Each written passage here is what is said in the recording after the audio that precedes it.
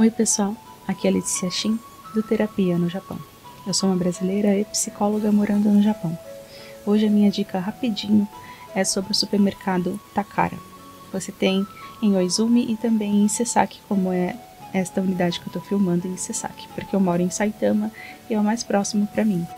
E eu gosto de indicar, uma das formas que vai te ajudar a ter uma adaptação melhor no Japão é que você não rompa com as suas raízes, não romper com as suas raízes, não esquecer a sua identidade.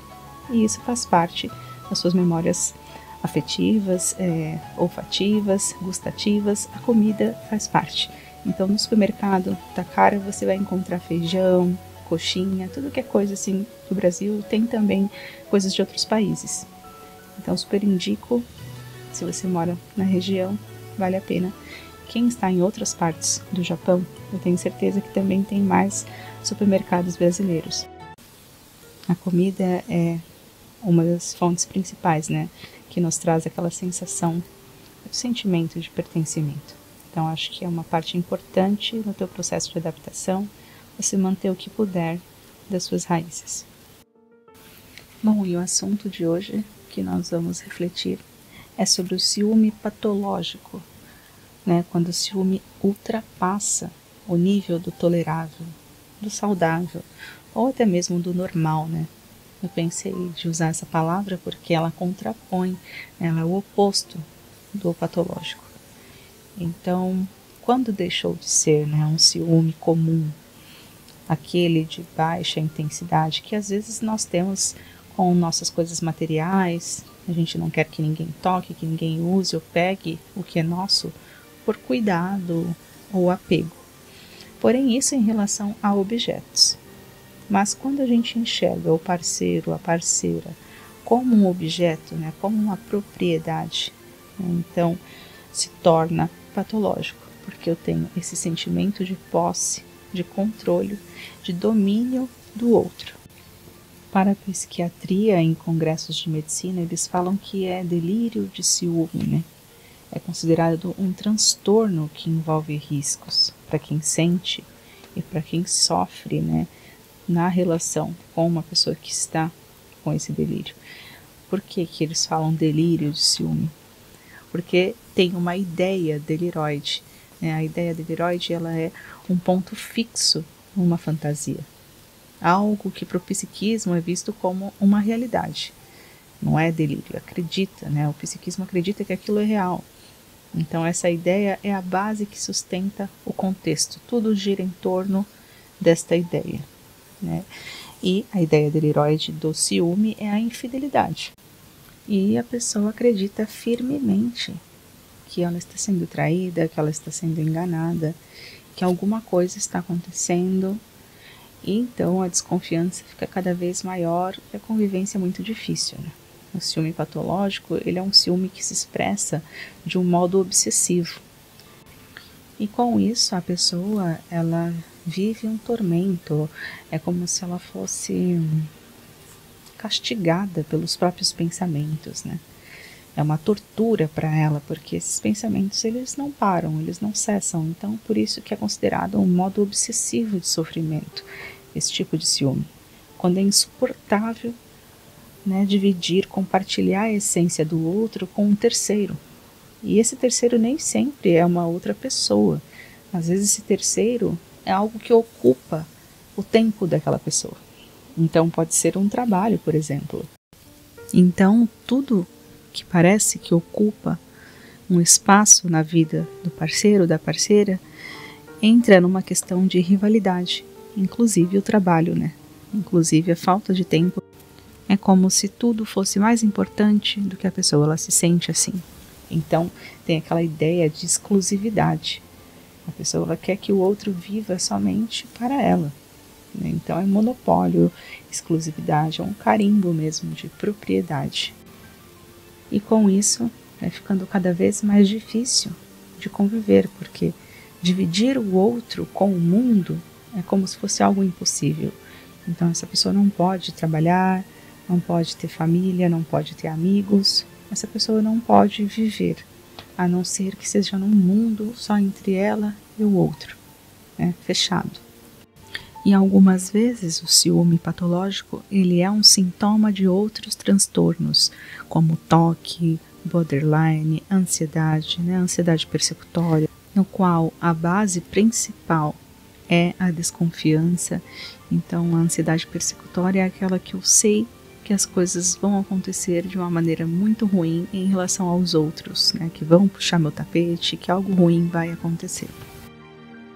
E outra ansiedade que pode aparecer, que pode estar em jogo nesse conflito, é a ansiedade de medo da perda do amor.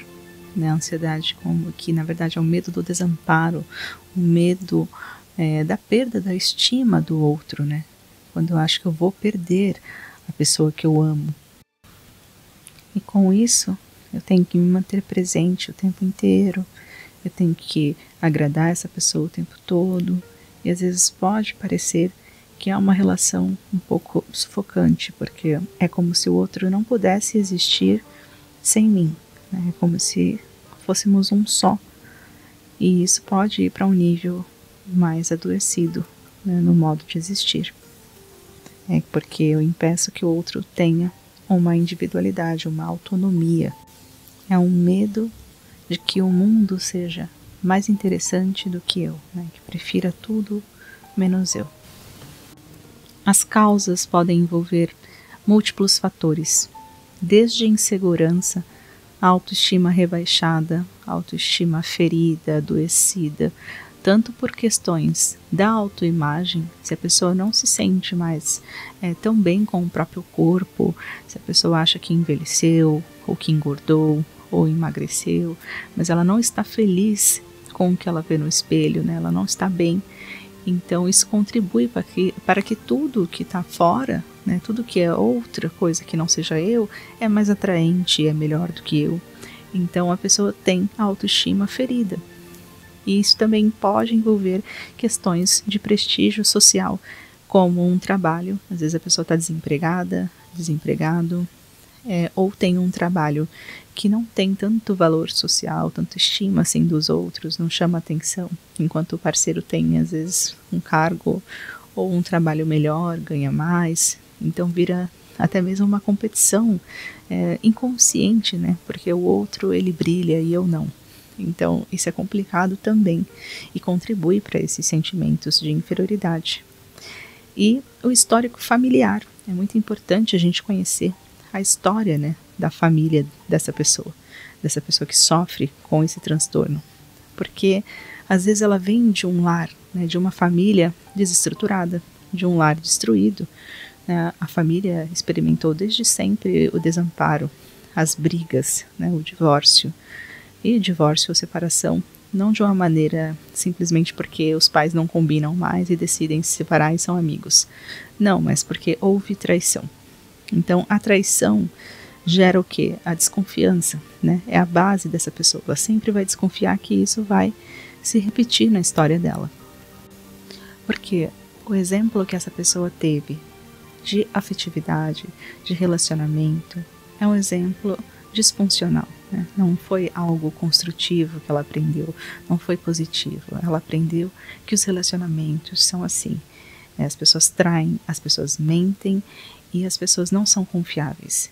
Então a desconfiança é a base que sustenta aquela ideia deliroide, a ideia da infidelidade. Isso fica vivo dentro da pessoa e precisa de tratamento, precisa de atenção. E esses sintomas muito severos, a grande questão do ciúme patológico é que ele pode evoluir para uma tragédia, para algo muito, muito ruim, para uma violência. Como a gente sabe que todos os dias temos aí notícias na televisão, nos jornais, sobre esse assunto. Então não é uma coisa simples, uma brincadeira, é algo muito sério e pode se tornar algo muito grave. Então, os sintomas, eles merecem uma atenção, se você se perceber assim e procurar ajuda. E o tratamento para o transtorno de ciúme patológico, ele é multidisciplinar, ele envolve mais de um profissional.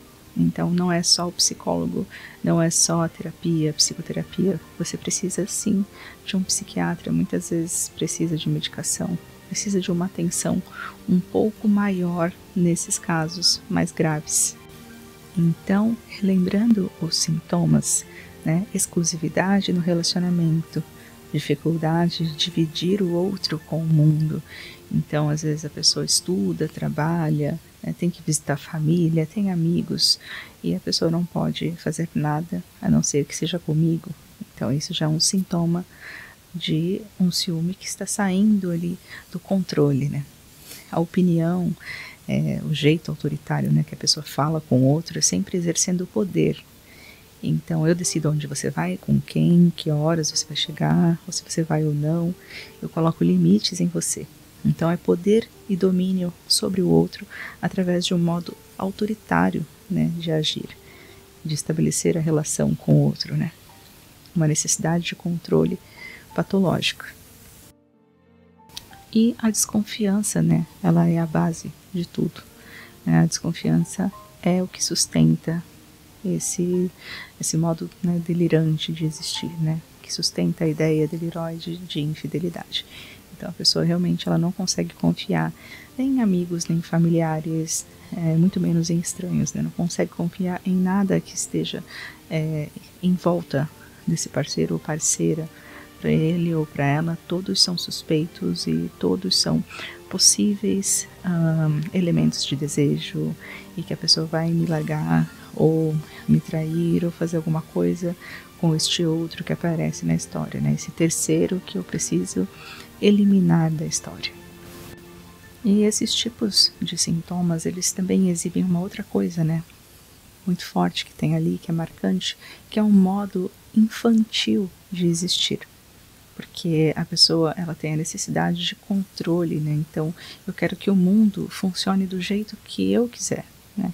O mundo, a vida, as pessoas, tudo tem que ser do meu jeito. Então uma baixa tolerância à frustração, né? Então é um modo infantil de enxergar a vida, né? Porque tudo tem que funcionar como eu quero. Então o grau de maturidade, né, social é muito baixo.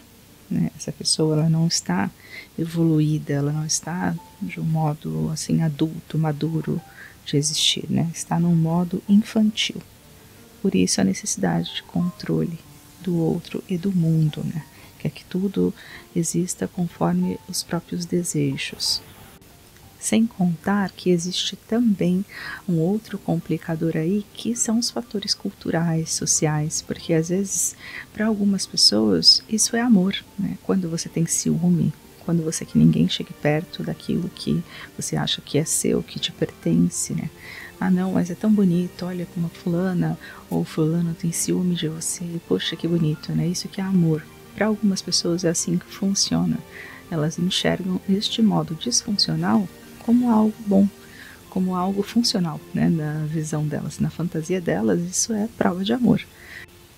Mas se você parar um pouco para pensar, se existe essa necessidade de controlar o outro, digamos, o celular do outro, se eu preciso verificar quem está na lista, né, de contatos, as últimas mensagens, se eu preciso o tempo inteiro verificar, confirmar algo, então talvez eu esteja com a pessoa errada, né? O que essa pessoa está despertando em mim? É insegurança? Será que isso é meu ou isso realmente é a pessoa que desperta, né? Realmente é uma pessoa que não é confiável. Então, se não for, por que será que eu fico aqui, né? Por que será que eu me coloco nessa situação? Porque às vezes também tem muitas repetições na vida da pessoa.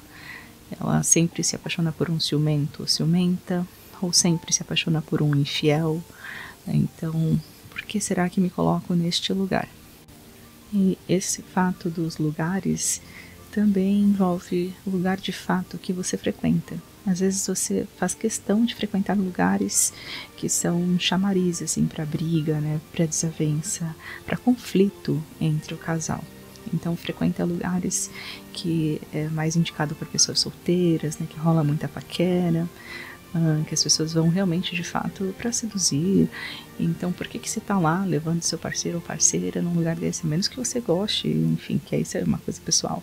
Mas, caso contrário, por que você insiste, né, em de repente em provocar o outro, para testar o outro, para ver se vai olhar, se não vai olhar? Então, se colocar nessas situações também tem que se questionar por que insiste nessa repetição. Bom, eu encerro o vídeo por aqui, que ficou bem longo, e espero que tenha te ajudado a se perceber, a se escutar, né? Perceber se o seu ciúme está de um modo patológico, né, de existir, né, quando ultrapassa o limite do tolerável. Caso esteja, que você procure ajuda profissional. Cuide de você, da sua autoestima. Um abraço e até a próxima.